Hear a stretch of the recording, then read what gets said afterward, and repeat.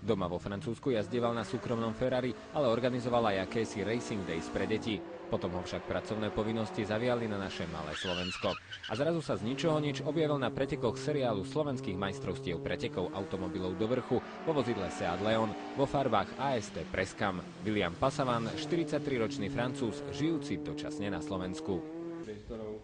William je človek, ktorý má rád stále niečo nové a tak začiatkom novembra ohlásil vznik vlastného William Racing týmu. Ako k tomu prišlo? První veci bolo, prečo nejdeš robiť novýkrát ako jazdek. Mám hovorí, jazdek nie som. A mám testovať na AST Preskam pre Seat. Bolo fun, bolo veľmi rád. Mám hovorí, prečo nerobí toto pre mňa, pre môj súkromný tým s 1-2 pilot. A to je prečo s Peter Florek máme diskutovať, ako môžeme robiť spolu. A máme hovorili, OK, idem otvoriť tento tým. Na tento tým máme kúpiť tento Clio, preto mám kamarát na Clio, Renault Sport je veľmi dobrý kontakt. A viem teraz, tento sezón bude nový cup pre Eastern Európsky.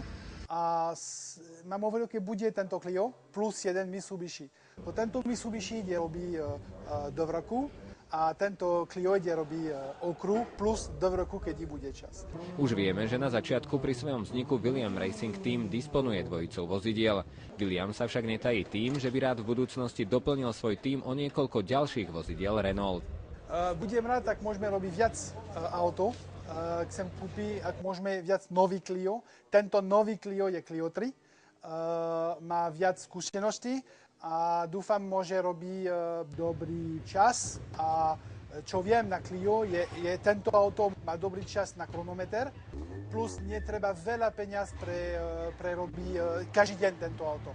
A dúfam, preto máme diskusia s iné ľudí, dúfam, môžeme robiť viac ľudí na tým a takto môžeme robiť krásne kompetícia. A čo je dobré na Clio, je, ako hovorím, dozadu nie je jeden auto, je veľa auto v tejto kategórii a to je viac fun.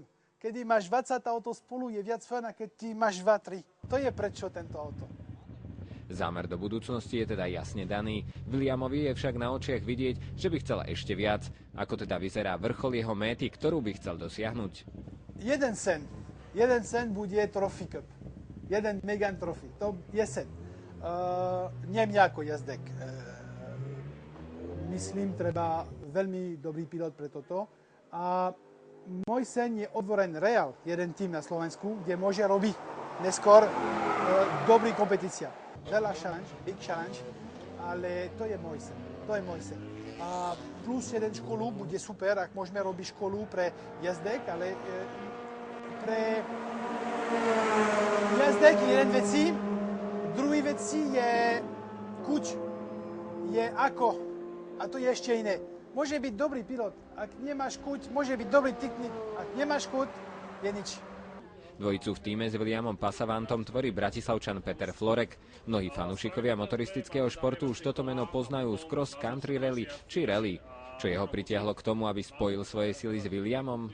Keď raz niekto začne s motoršportom, tak si nevie predstať. Ja som si začal v 2002, kde som priebežne prešiel cez cross country rally, spolujazdcovanie v rally, aj jazdenie v rally a opäť teda jazdenie.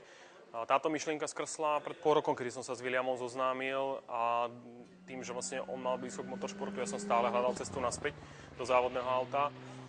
Som ho posadil najprv v jednom tíme do závodného auta, kde išiel 4 preteky, 5. som už štartoval ja.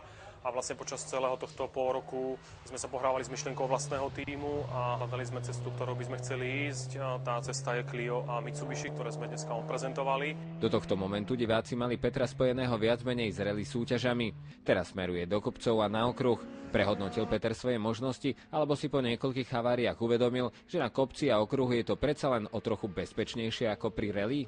Je to jedno s druhým, kde aj teda to rally je finančne náročnejšie, hlavne teda na techniku, ktorá si vyžaduje častejší repas. Takže sme prešli do tých kopcov, je to možno o rok, o dva to bude znovu rally, ale zatiaľ to budú kopce a okruhy.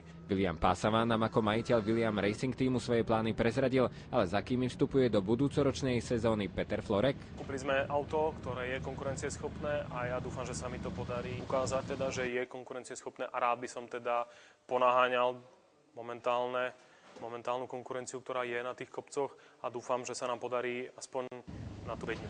Tak dúfajme, že sa obom jazdcom ich sny a predstavy v budúcoročnej sezóne naplnia a my ich uvidíme čo najčastejšie na tej pomyselnej bedni, o ktorej Peter hovoril.